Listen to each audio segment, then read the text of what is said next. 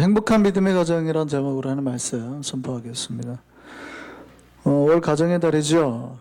가정은 행복한 곳입니다. 하나님으로부터 이 땅 가운데 인류가 누릴 수 있는, 인간이 누릴 수 있는 행복을 받아서 누리고 살아가는 곳이 가정이죠. 오늘날 많은 가정들이 실제로는 그런 행복을 누리지 못하고 고통 가운데 혹은 문제들 가운데 또 갈라지고 삽니다. 이유가 뭘까요? 사실은 사람들이 그 가정 안에 여러 가지 고통, 아픔, 여러 가지 문제들을 많은 이유를 가지고 말을 합니다. 경제적인 문제 때문에, 아니면 여러 가지 남녀 간의 문제 때문에, 그렇지 않으면 여러 가지 사회적인 환경 때문에 여러 가지 이유를 대지만 사실은 그 이유는 딱 한 가지입니다. 사랑 때문입니다. 어느 순간 가정 안에 사랑이 사라졌는데 가정이 그걸 못 느끼는 거죠. 지금 우리 가정에 사랑이 없어졌는데 그걸 못 느끼는 거예요. 다시 사랑을 공급받아야 됐는데 그렇지 못하는 거예요. 그래서 교회 가정 안에 여러 가지 문제들은 그 사랑이 충분하게 공급되지 못한 거에 대한 현상이에요. 사람이 피가 모자르면 빈혈이 오죠. 어지럽게 되고 그게 증상이에요. 그럼 어떻게 돼요? 수혈을 받으면 되거든요. 다시 수혈을 받고 부족한 양의 피를 넣어주면 정상으로 돌아갑니다. 부족한 걸 공급해주면 해결된다고요. 불행한 가정의 원인은요, 이유는, 증상은 다 다르게 올 수 있어요. 근데 원인은 딱 한 가지예요. 사랑의 부족입니다. 사람들이 막 외치는 거예요. 가정에 문제가 있다고 말하는 여러 가지 증상의 외침은 단 하나예요. 나에게 사랑을 좀 주세요. 이겁니다. 사람이 뭘로 만들어졌을까요? 많은 이들이 흙과 영으로 만들어졌다고 생각합니다. 물론 그렇죠. 우리는 흙으로 만들어지고 하나님의 생기가 들어와서 사람이 됐습니다. 그런데 좀 더 우리가 성경을 자세히 보면 인간을 만들 때 하나님이 하나님의 형상대로 만들었다 그랬거든요. 그러니까 인간은 뭐예요? 하나님의 형상대로 원래 만들어진 존재예요. 하나님이 뭡니까? 하나님의 성경에서 하나님을 정의하는 구절이 뭐예요? 단 하나죠. 하나님은 사랑이시라. 그러면 인간은 뭘로 만들어졌다고요? 사랑으로 만들어졌다는 얘기예요.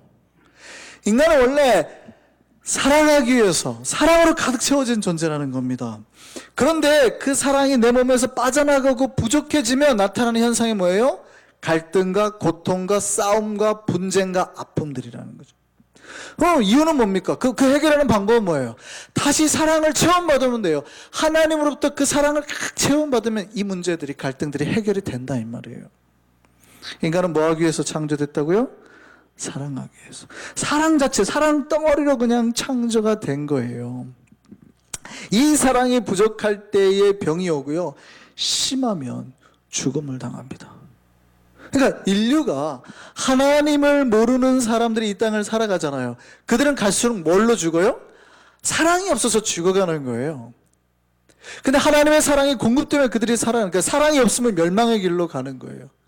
그래서 이 땅에 하나님이 다시 사랑을 공급하기 위해서 사랑의 통로를 만드신 게 누굽니까? 사랑의 최고의 완성본이 십자가, 예수 그리스도. 그래서 예수 그리스도를 믿으면 하나님의 사랑이 믿는 자 안에 그대로 들어간다는 게 아니에요, 사랑이.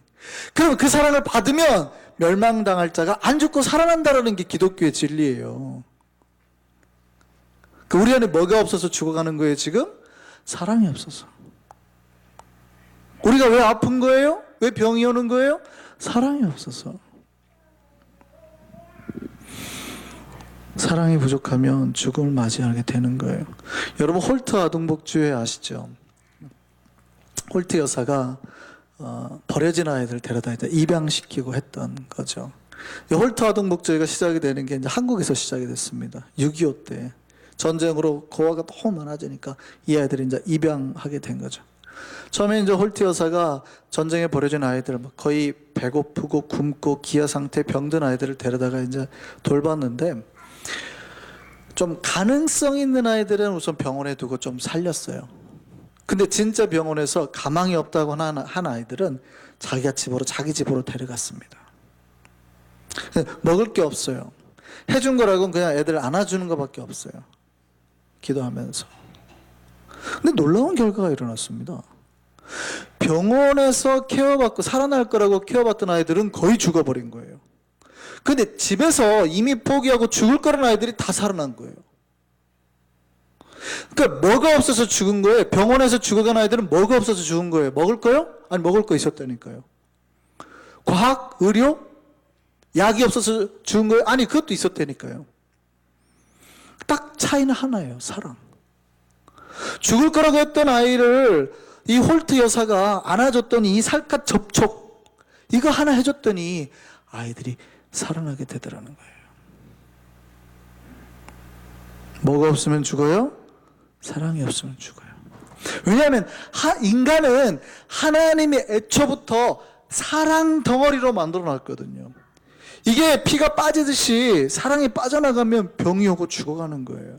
이게 멸망인 거거든요. 우리는 그렇지 않도록 끊임없이 하나님을 만나서 예수 그리스도를 통해서 사랑 공급을 받아야 살아나는 거예요. 그 사랑이 충만한 상태를 우리가 성령 충만이라고도 표현해요. 그 꽉 차 있는 상태. 우리는 사랑받고 또 사랑하기 위해서 창조되었음을 믿으시기 바랍니다. 하나님이 그 사랑의 중심, 그 사랑으로 중심으로 만든 게 가정이에요.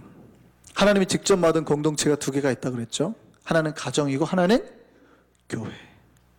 그래서 가정과 교회를 딱 정의하면 딱 이거예요. 그냥 사랑이 가득 찬 두 개의 덩어리. 한쪽은 자기 가족끼리 사랑이 가득 찬 덩어리고 여기는 피로 섞여 있지 않은데 이 사람들이 가족이라고 모여서 큰 덩어리로 뭉쳐 있는 거예요. 둘 다 사랑으로 가득 찬 덩어리예요. 이 사랑이 중심이 그래서 세상의 소망은 두 개예요. 가정과 교회. 사실은 우리가 이 땅에서 천국을 못 누립니다. 그러니까 영원하신 하나님을 만날 수가 없어요. 누릴 수가 없어요. 근데 이 땅에 살면서도 영원하신 하나님 그 계신 그 천국을 맛볼 수 있는 장소가 어디예요? 가정인 거거든요. 한 유대인 젊은이가 랍비를 찾아서 물었습니다. 랍비요, 도대체 가정이란 무엇입니까? 그랬더니 랍비가 그렇게 말해요. 가정은 메누카입니다. 메누카는 히브리어로 안식의 터전이라는 뜻이에요. 한마디로 가정이라는 것은 안식할 수 있는 장소라는 뜻이죠. 이 젊은이가 꽤 깊었어요. 다시 물었습니다. 랍비요, 영혼의 안식은 천국에 가야만 있는 게 아닌가요? 그때 랍비가 대답합니다. 그렇습니다. 영원한 안식은 천국에 가야 있습니다. 그러나 매일매일의 안식은 바로 가정에 있습니다. 하나님이 우리 가정을 왜 주셨어요? 이 가정을 통해서 천국을 미리 맛보라고.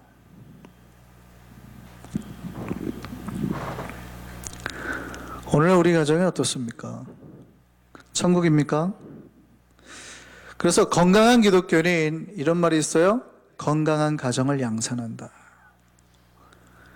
건강한 교회는 항상 그 건강한 교회 안에 속한 사람들은 그 교회에 속한 사람들의 각 가정이 건강하게 되도록 끊임없이 노력하고 당연히 그 가정들이 건강하게 될 수밖에 없다는 거예요. 믿음 생활 열심히 하면 가정이 건강하게 될 수밖에 없다는 거예요. 페스탈로치라는 스위스의 유명한 교육자가 있습니다. 한국에서는 이분의 이름을 따서 어떤 교육기관들이 생겼죠. 그분이 그런 말을 했어요. 기독교의 위대한 업적은 나라를 변화시키는 게 아니라 가정을 변화시키는 것이다 라고 말했습니다. 그러니까 기독교의 회복의 장소는 교회와 가정을 통해서 나타나기 때문에, 그래서 교회는 반드시 가정의 변화를 줄 수 있어야 되고 신앙의 열매는 가정을 통해서 나타나야 됩니다. 교회가 어느 사회와 시대를 막론하고 가정을 변화시킬 수 있어야 능력 있는 교회가 되는 거예요. 그리고 가정이 행복하면 삶이 행복해집니다. 여러분, 사회에서 아무리 잘 나가는 직장이어도요, 가정이 불행하잖아요. 집에만 들어가면 싸우잖아요. 행복하지 않아요. 한국인의 직장인의 만족도 1위를 물어봤어요. 집이 행복하면 행복하대요. 내가 사회적으로 막 승진하면 행복할 거라고 생각했더니 그게 아니라 내 집이 행복하면 행복하다 그랬대요. 자, 그러면은 질문 한번 해보시죠. 자, 우리 가정은 행복합니까? 우리 가정은 행복합니까? 사실은 우리가 생각해보면 우리 가정에 행복하지 못한 요소가 너무 많아요. 이유들이, 조건들이. 여러분, 우리 가정이 진짜 필요한 것들 생각해보면 너무나 많은 거예요. 불행한 요소들이. 건강했으면 좋겠죠. 돈도 좀 있었으면 좋겠죠. 애들이 말 좀 잘 들었으면 좋겠죠. 사실 우리가 불행할 수 있는 이유는 너무 많거든요. 근데 유명한 그 톨스토이가 쓴 그 3대 문학이라면 아주 유명한 그 세계 문학이 있죠. 그 두 번째로 가장 꼽히는 게 이제 안나 까레나입니다. 사랑 이야기 같은데요. 이 사랑 이야기의 주인공인 안나 까레나의 첫 문장에서 이런 말이 나옵니다. 행복한 가정과 불행한 가정의 모습을 이렇게 비유했어요. 행복한 가정은 모두 엇비슷하고 불행한 가정은 그 이유가 제각기 다르다. 이런 말을 합니다. 무슨 얘기냐면 행복한 가정은 모두 사실은 굉장히 비슷하다. 공통된 모습이 있다는 말이에요. 비슷하다고. 근데 불행한 가정은 자기가 불화하게 될 수밖에 없는 수많은 다른 많은 이유가 있더라는 거죠. 그럼 우리가 행복해지기 위해서는 어떻게 하면 돼요? 그 불화한 이유를 하나하나 찾아서 막으면 행복해질까요? 아니다는 거예요. 왜냐하면 이유는 너무 많으니까 그 이유를 예를 들어서 돈 때문에 우리 가정이 불행한 것 같아요. 돈을 많이 벌었어요. 그랬더니 자식이 뻥 사고를 터뜨리더라는 거예요. 그럼 자식 문제를 이렇게 딱 막았어요. 그랬더니 남편이 뻥 외도를 치더라는 거예요. 또 남편을 막았어요. 그랬더니 갑자기 뭐 교통사고가 나왔고 뭔가 우리가 불행해지는 요소는 수없이 많아요. 그러니까 그런 것들을 막는다고 가정이 행복해지지는 않는데요. 행복한 가정은 공통된 어떠한 모양과 모습, 비슷하대요. 다 행복한 가정은. 그렇다면 쉽습니다. 가정이 행복해지기 위해서는 그런 공통된 모습, 행복한 가정의 모습을 보고 그대로 그냥 우리 가족이 따라가면 되는 거예요. 그게 더 빠르다는 거죠. 문제를 막는다고 해결이 되지 않는다면. 그럼 이제부터 어떤 가정이 행복한 가정인가, 어떻게 하면 우리 가정이 행복해질 수 있는가 한번 살펴보려고 합니다. 오늘 본문을 보면 행복한 가정의 복이 어디 있는지를 알려주는데요. 본문에 이렇게 되어 있습니다. 여호와를 경외하며 그 길을 걷는 자에게 복이 있다. 그 다음에 이렇게 말합니다. 그 사람은 자기 손으로 수고하는 대로 먹을 것이고 그 사람의 아내와 가족들 모두에게 복이 있을 것이다. 누구에게 복이 있대요? 여호와를 경외하는 자의 가문에 복이 있대. 남자가 믿어야지 아내와 자녀가 복이 있다는 얘기는 아닙니다. 그 가정에는 아내가 먼저 믿을 수도 있고 자녀가 먼저 믿을 수도 있고 어머니가 먼저 믿을 수도 있어요. 그럼 누구라도 먼저 믿는 사람이 그 집안의 영적인 가정이 되는 거거든요. 그 사람이 여호와를 경외하면서 나아갈 때, 그리고 가족이 그렇게 그 길을 따라가게 되면 그 사람 때문에 복을 누리게 된다는 거예요. 그 가정은 그 사람으로 말미암아 복이 시작이 된다는 거예요. 그리고 그 가족이 모두 여호와를 경외하게 될 때, 행복한 가정의 비결 첫 번째, 믿음에 있습니다. 영혼이 갈라진 가정은 화합하기가 어렵습니다. 그런데요, 믿음으로 똘똘 뭉쳐 있으면 삶에 어떠한 문제가 일어나도요, 그래도 여전히 행복해요. 돈이 좀 부족해도 행복해요. 자녀가 조금 안 돼도 행복해요. 우리가 가끔 누가 가족 중에 한 명이 교통사고가 나왔고 어려움이 왔어도 행복해요. 그게 가정을 파괴하는데 중요한 요소가 되지 못해요. 그런데 믿음이 없고 이 단계라는 마음이 없으면 평상시 행복한 것 같은데 딱 시한폭탄처럼 기다리고만 있는 거예요. 돈만 한번 팡쿠만 나봐라. 우리가 펑 터질 거다. 애가 사고만 한번 쳐봐라. 우리가 이렇게 팍 갈라질 거다. 교통사고만 나봐라. 우리 집안이 이렇게 퍽썩 무너질 거다. 이게 건강한 것 같아도 긴장하고 있는 거예요. 근데 믿음으로 탄탄히 서 있는 가정은 그 어떠한 다른 여타의 조건이 와도 안 흔들린다 이 말이에요. 그래서 가정이 행복해지는 첫 번째 비결이 뭐예요? 믿음이라니까요. 성경이 뭐라고 그래요? 여호와를 경외하는 가정에게 복이 있다고요. 그 믿음의 길을 걷는 가정에게 복이 있다고요. 행복한 가정의 비결은 믿음에 있어요. 인류의 역사는 에덴 동산의 한 가정에서 출발했습니다. 하나님 인간에게 가장 먼저 뭘 주셨어요? 가정을 주셨어요. 창세기 처음에 보면 인류를 창조할 때 가정을 주셨다고요. 하나님 인간을 사랑하셔서 가정을 주셨고 그것에서 인간이 행복하게 살기로 하셨습니다. 그리고 하나님이 인간의 가정이 행복하게 살 수 있는 비밀을 하나 주셨는데 그게 뭐냐면 말씀이에요. 하나님의 말씀대로 해라. 이 가정이 하나님의 말씀대로 행했을 때는요 얼마나 행복했는지 모릅니다. 이 남자가 아내한테 오글오글 손가락 꼽는 막 멘트를 날려요. 내 뼈 중에 뼈요, 살 중에 살이요, 막 이런 얘기 들으면 좋으세요? 남편이 와갖고 막 아내한테 내 뼈 중에 뼈요, 살 중에 살이요, 막 손가락이 확 오그러들잖아요. 이런 멘트 날리고 살았다고요. 근데 이 가정이 하나님의 말씀을 깨기 시작했습니다. 하나님의 말씀을 어겼어요. 죄가 들어왔어요. 그랬더니 그 남편이 아내한테 뭐라고 그럽니까? 저 여자 때문에 내가 죄를 범했어요, 하나님. 저 여자 때문에 내가 선악과를 먹었어요. 이러더라니까요. 하나님 주신 저 여자 때문에. 아내한테 모든 자기 잘못을 전가하기 시작하더라는 거예요. 아내는 뭐라고 그래요? 변명하기 바빠요. 아니요, 저 뱀 때문에 그래요. 뱀이 꼬셔서. 변명하기 바빠요. 말씀을 어겼더니 가정이 파괴되고 말씀을 벗어난 가정이 불행이 시작이 되더라는 거예요. 죄가 들어온 뒤에 가정이 관계가 깨지고 자녀들에게도 문제가 발생하는데 여러분 잘 보셔야 돼요.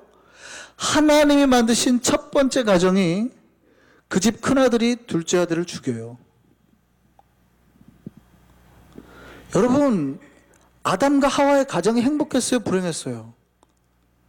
얼마나 이 죄가 하나님 말씀을 깨는 것이 가정을 파괴하는 행동인지 잘 아는 게 아담과 하와의 죄가 그대로 아들들에게 전가가 돼가지고 큰아들이 둘째 아들을 죽여버려요.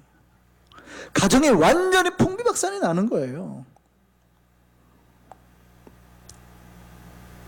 그러니까 불행하게 되는 원인이 어디 있어요? 믿음 위에 서지 않았더니, 말씀 위에 서지 않았더니, 하나님 말씀 지키지 않았더니 내 때에서 끝나는 게 아니고 그 자손 때에 사고가 터지더라는 거죠.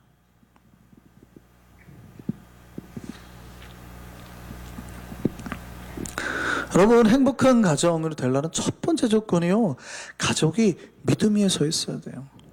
말씀 위에 서 있어야 돼요. 저는 우리 한성의 가정이 이 믿음과 말씀 위에 서 있는 행복한 가정 되기를 소망합니다. 두 번째요, 우리가 이제 신자들은 다 믿음이 있잖아요. 그러면 신자들의 가정에서도 싸움이 있을까요? 없을까요? 이상하게도 믿음의 가정에도 싸움이 있죠. 저희 집을 예로 들어 저희 집에는 싸울까요? 안 싸울까요? 어떻게 잘 아세요? 자, 결혼하고 7년까지는 진짜 큰 소리 한 번 안 내고 살았던 것 같아요. 근데 애들이 커지니까요, 이 애들 때문에 워낙 싸울 일이 이제 생기는 거죠. 진짜 애가 성산이 클 때 7살 때까지는 한 번도 큰 소리를 내본 적이 없는 것 같아요. 한 주 태어나. 근데요, 제가 이렇게 생각해보면 믿음의 가정도 싸움이 있습니다.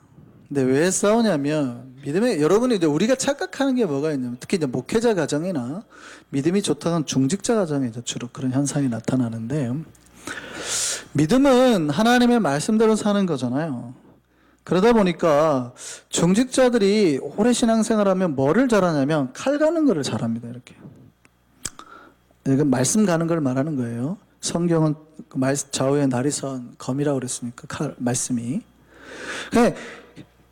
애들이 좀 잘못하면 확 혼내거든요. 너 이놈 지금 이게 똑바른 거야? 이렇게 해버린단 말이죠. 뭐를 잘하냐면 이렇게 옳고 그런 거를 잘 따져요. 그건 아니야, 이건 맞아, 이건 잘했어, 이건 잘못했어. 믿음을 자꾸 옳고 그름으로 양극화하고 분리하는 작업을 자꾸 하기 시작합니다. 당신 한 건 잘한 거고 당신 한 건 잘못한 거고, 이걸 너무 잘해요. 믿음이 좋다고 하는 사람들의 특징. 이것 때문에 믿음의 가문이 잘 싸울 수 있습니다. 그런데요, 성경은 이렇게 말합니다. 믿음이 있는 가정이라면 이제는 그 말씀에 반드시 덕을 세워야 된다. 덕을 세우지 않으면 싸워요. 믿음이 있는 가족이 싸우는 이유는 덕을 세우지 않기 때문에. 그 얘기는 성품이 있어야 된다는 얘기예요. 베드로서 1장 4절 말씀 한번 보시죠. 같이 한번 읽어보겠습니다. 이로써 그 보배롭고 지극히 큰 약속을 우리에게 주사 이 약속으로 말미암아 너희가 정욕 때문에 세상에서 썩어질 것을 피하여 신성한 성품에 참여하는 자가 되게 하려 하셨느니라. 무슨 얘기입니까? 우리가 예수 그리스도를 믿어서, 그 큰 약속을 믿어서 구원받아서 어디에 참여하게 됐다고요? 하나님의 성품, 신성한 성품에 참여하게 됐다라는 거예요. 이게 신앙인 거거든요. 신앙은 하나님, 예수 그리스도를 믿어서 하나님의 성품에 참여하는 거예요. 정확하게 말하면. 그러니까 루터가 그런 말을 했어요. 모두 다 예수를 믿는 신자들이 작은 예수가 되게 하라, 이런 말을 했단 말입니다. 그러니까 목회가 뭐냐면 여러분들 한 분 한 분이 예수가 되도록 만드는 것, 신성한 성품에 참여하도록 만드는 게 목회예요. 여러분 입에서 나오는 말이, 여러분의 생각이, 여러분의 삶이 예수처럼 변하도록 만드는 게 목회예요. 이게 신앙이라고요. 여러분의 신앙이 하나님 이 땅에 사는 동안 돈 많이 주세요, 이런 기도하는 게 아니라 평생 기도가 뭐냐면 하나님 제가 예수님처럼 살게 해주세요. 주님 앞에 섰을 때는 정말 예수님처럼 변하게 해주세요.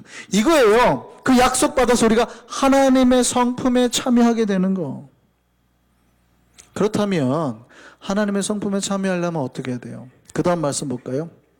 그러므로 너희가 더 힘써 너희 믿음에 뭘 쌓으래요? 덕을 쌓으라. 너희가 말씀대로만 살면 그게 거기까지 못 가는 거예요. 이게 옳고 그름은 아는데 뭐가 옳은지 뭐가 그른지 판단을 하는데 그게 상처 주기 딱 좋은 거예요. 똑바로 안 이놈 자식, 그냥 네가 하는 게, 그러니까 잘못하면 막 혼내는 거죠. 근데 그게 하나님까지 못 도달한 행동이더라는 거죠. 반드시 우리의 믿음 위에 뭘 쌓아야 돼요? 덕을 쌓아야 된대요. 덕을. 오늘날 교회가 신자들의 가정이 많이 싸우는 이유가 믿음은 있는데 덕이 없어서 많이 싸우는 거예요. 어느 날 한 목사님께서 믿음이 좋고 덕이 많으신 장로님하고 대화를 나눴습니다. 가정이 그렇게 안 싸운다니까. 장로님께 한번 여쭤봤어요. 장로님 도대체 집에서 어떻게 하시길래 그렇게 가정이 화목합니까?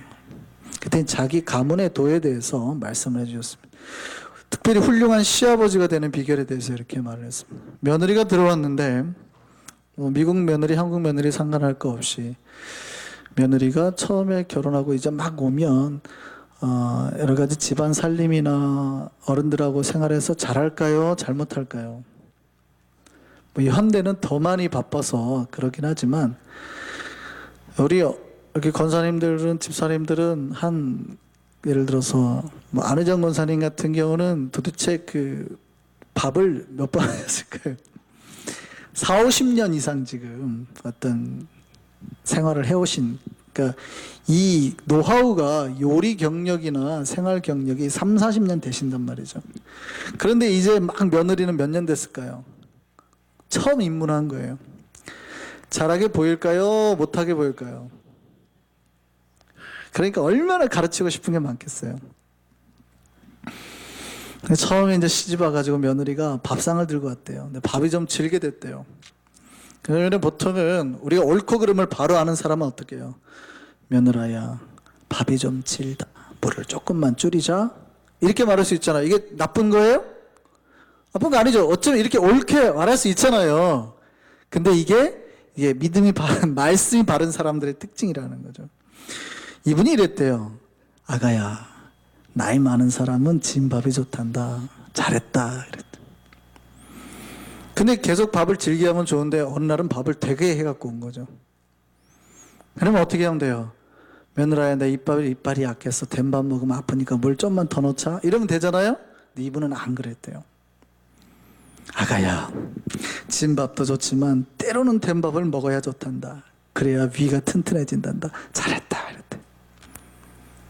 근데 여기까지 말씀 좋은데 며느리가 어느 날 밥에다가 그러니까 제대로 안 고른 거죠.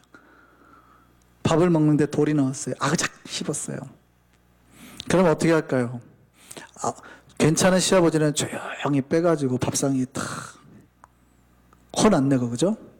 탁 올려놓을 텐데 이 장로님은 조용히 나가더래.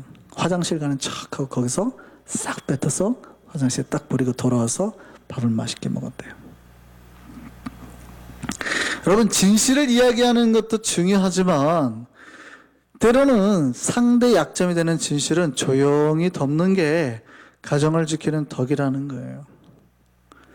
우리가 옳고 바름을 구별하는 것도 좋지만 사실은 뭐가 필요하대요?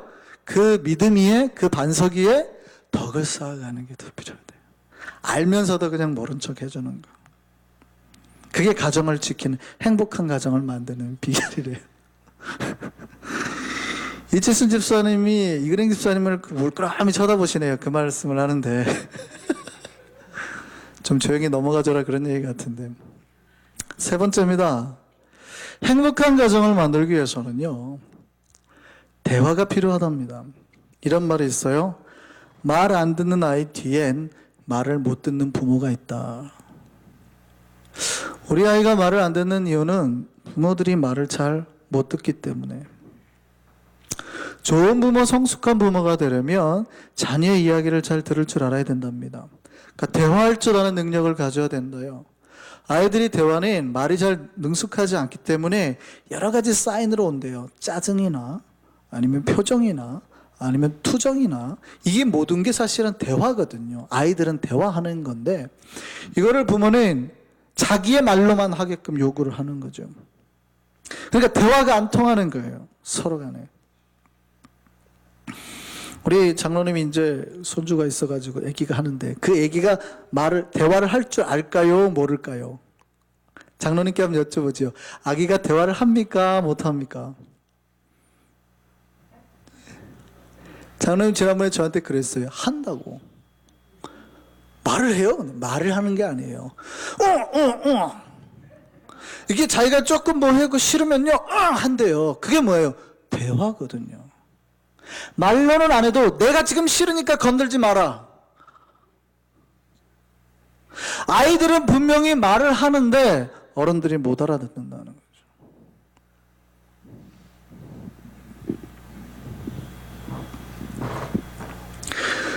행복한 가정이 되기 위해서는요, 대화할 줄 아는 능력이 돼야 된대요. 서로 말하고 서로 소통하고 자꾸 통해야 된대요. 근데 말을 할 때는 물론 이제 긍정적인 말을 해야 됩니다. 이제 아까 우리 말씀에 뛰어나신 그 바닥 서신 칼 같은 분들은 어떻게 합니까? 대화를 하다가 이제 자꾸 똑바로 하라 그러니까 이러잖아요. 그러면 긍정적인 것보다는 자꾸 부정적인 거 되는 거예요. 너 왜 자꾸 나 똑바로 못하는 것만 이렇게 치니까. 자꾸 싸움을 하면 문제가 돼요. 이 말을 잘해야 되는데 말을 잘못하면 오히려 병과 화가 오는 거예요. 어떤 부부가 있었습니다. 오랜만에 외출을 했어요. 남편이 기분이 좋고 왔어요. 아내랑 데이트하니까. 그래서 이제 아내랑 데이트하고 신나게 저녁을 먹고 이제 딱 집으로 돌아오려고 하는데 횡단보도를 딱 건너려고 하는데 트럭이 앞에 딱 지나가는. 딱 깜짝 놀란 거죠. 그러니까 트럭이 갑자기 차를 세우더니 창문을 내리고 막 욕을 하는 거예요. 야, 눈을 어디다 두고 바보, 똑바로 안 가? 막 이러는. 그때 아내가 남편을 보더니 그러는 거예요. 여보, 저 사람 아는 사람이에요? 아니? 근데 당신을 어떻게 저렇게 잘 알아? 자, 말을 예쁘게 했습니까? 믿게 했습니까? 자, 이 말의 결과가 좋을까요? 나쁠까요? 말을 잘못하면 화가 와요. 근데 말을 잘하잖아요. 오히려 건강과 행복이 온답니다. 말만 잘해도 건강과 행복이 온대. 2010년 어느 한 그 기사에서 이렇게 암에 대한 어떤 걸 발표를 했어요. 의학 기사를 발표를 했는데 암에 관한 사실 중에서 암 예방과 노화 방지에 효과가 있는 것을 이렇게 발표했습니다. 그러니까 이것만 해도 암이 예방이 되고 노화 방지가 있대요. 그게 뭐냐면 누군가가 나한테 사랑한다, 감사한다 라는 말을 하면 노화 방지와 그 암 예방에 효과가 있다는 거예요. 또 내가 누군가에게 진심으로 사랑한다, 감사한다라고 말을 하면 암 예방이 되고 노화 방지가 된다는 거예요. 연세대 사회복지과 김재욱 교수가요, 노인을 대상으로 30명을 대상으로 배우자한테 매일 사랑한다, 감사한다 이런 표현을 하게 했습니다. 그랬더니 피험자, 실제 그 얘기를 들었던 사람의 피 속에 산성화 스트레스 지표가 50% 감소했대요. 그러니까 그 말만 들었는데 스트레스가 절반으로 뚝 떨어진 거예요. 산화 능력도 30%가 늘었대요. 그러니까 체내 산성화 스트레스가 줄어들고 암, 고혈압, 당뇨, 파킨슨병 이런 모든 확률을 낮췄다는 거예요. 그러니까 사랑한다는 말만 듣고, 사랑한다는 말은 뭐를 고쳐요? 우리 마음을 행복하게 하고 마음을 기쁘게 하는 게 아니라 뭣도 바꿔요? 몸의 병도 치료한다니까요. 그러니까 여러분, 가족들이 말만 잘해도요 마음이 고쳐지고 병이 낫더라니까요.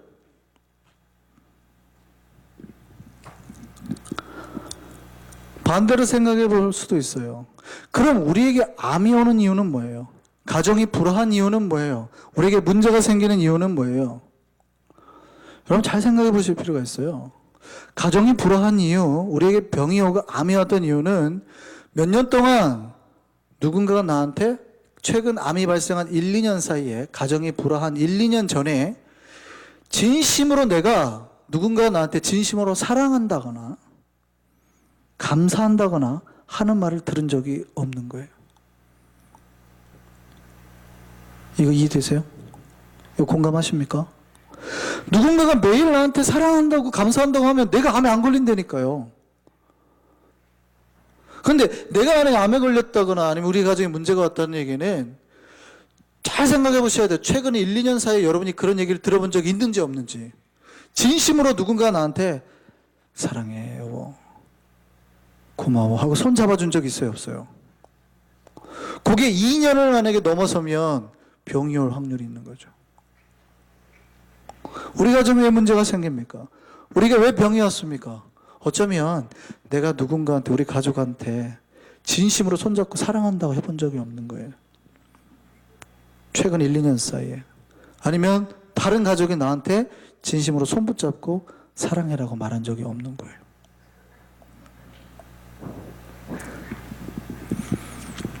우리는 얼마나 사랑한다는 말을 했을까요? 최근에 한번 생각해 보시죠. 우리 입을 열어서 도대체 얼마나 많이 우리 가족한테, 우리 공동체한테 사랑한다는 말을 했을까요? 여러분 하루에 한 번 했습니까? 하루에 한 번 사랑한다고 했습니까? 어제 하셨어요? 그럼 일주일 동안에 생각해 보세요. 일주일 안에 우리 가족한테 내가 진심으로 사랑한다고 말한 적 있습니까? 혹시 없어요? 한 달 안에는 있어요? 없어요? 계속 도리도리 하시네. 1년 안에는 있어요? 진심으로 또 도리도리 하시네. 누군가 나한테 사랑한다고만 해도 암이 안 걸린다는데, 그렇잖아요. 가정에 문제가 안 오는데. 미국에서 가정생활 강의로 이름난 제임스 해치 교수가 그의 가정 행복을 위해서는 3가지를 강조했습니다. 그 첫 번째가 뭐냐면요, 입을 열라예요. 오픈 마우스. 부모와 자녀 간에 아니면 부부 간에 대화가 없으면요 마음을 닫게 된대요. 그래서 오히려 연애 시절처럼 말을 많이, 수다를 많이 떨면은 행복 지수가 올라간답니다. 말을 많이 하면. 쓸데없는 소리 하고 있어, 어디 그런, 자꾸 그것보다는, 그죠? 그것보다는 쓸데없는 소리도 같이 하라는 거예요. 쓸데없는 소리도. 드라마 보다가 울더라도 같이 보고 울으시라고요. 같이. 쓸데없는 것 같아도 같이 하시면서 대화를 떠는 게 행복해진대요. 두 번째는요, 귀를 열랍니다. Open your ear. 상대방을 기쁘게 해주려면은요, 들어줘야 된답니다. 가족을 보면 보통 보면 말이 많은 사람은 혼자 일방적으로 대화를 막 주도해 나가는 경우가 있잖아요. 그것보다는 좀 들어줄 필요가 있답니다. 진지하게 들어주면은 그 사람 마음이 열린대요. 귀를 닫아버리면 상대의 인격을 무시하게 되는 거래요. 세 번째 말했는데 마지막엔 계획을 세우라. make schedule 그랬대요. 그러니까 작은 일이라도 가족이 함께 할 수 있는 스케줄을 자꾸 만들래요. 여행이나 운동이나 함께 영화를 보거나 아니면 저녁밥 먹고 같이 요 동네를 나가라는 거죠. 그러니까 뭔가를 같이 할 수 있는 스케줄을 반드시 만들어야 된대요. 혼자 TV 보지 말고 TV를 보려도 같이 앉혀놓고 보라. 둘이 이야기하면서 분명히 제 아빠가 저기 사장이 쟤네 아빠야 뭐 이런 거 같이 하라는 거예요. 같이. 저는 우리 한성교회 모든 가정이 정말 행복한 가정 되기를 바랍니다. 여러분 다시 한번 기억하시기 바랍니다. 행복한 가정은 어디에서 시작이 돼요? 믿음 위에서. 반드시 믿음 위에서 시작하셔야 돼요. 근데 그 믿음 위에 뭘 베풀으셔야 돼요? 덕을 베푸셔야 돼요. 덕을 베푸셔야 돼요. 그리고 그 가족들과 함께 뭐 하고요? 대화하고 격려하고 사랑하는 그런 행복한 가정 되기를 바랍니다. 부족한 걸 바라보면 사랑이나 감사가 줄어요. 그 이유, 부족한 우리 가정을 불행하게 만드는 이유를 메꾸다가 그냥 지나가요. 메꿀 수도 없고 막을 수도 없고. 세 가지입니다. 믿음의 가정 위에 덕을 베풀고 서로 많은 대화 가운데 사랑하며 나아갈 수 있는 우리가 되기를 바랍니다. 이게 사랑이에요. 부족하다고 그래서 자꾸 부족한 걸 바라보면 사랑이 떠나갑니다. 하나님을 바라보고 하나님 주신 사랑 때문에 만족하면 그 가정 행복한 가정이 됩니다. 우리 잠언 15장 말씀 보고 우리 말씀 마치도록 하겠습니다. 같이 한번 읽겠습니다. 가산이 적어도 여호와를 경외하는 것이 크게 부하고 번뇌하는 것보다 나으니라. 채소를 먹으며 서로 사랑하는 것이 살찐 소를 먹으며 서로 미워하는 것보다 나으니라. 하나님을 경외하고 사랑하는 것이 때론 집안에 문제가 있고 경제적인 어려움이 있어도 더 낫다는 거예요. 저는 우리 한성교회가 이러한 행복이 넘치는 사랑의 가정, 행복한 가정 되기를 소망합니다. 같이 찬양하시겠습니다.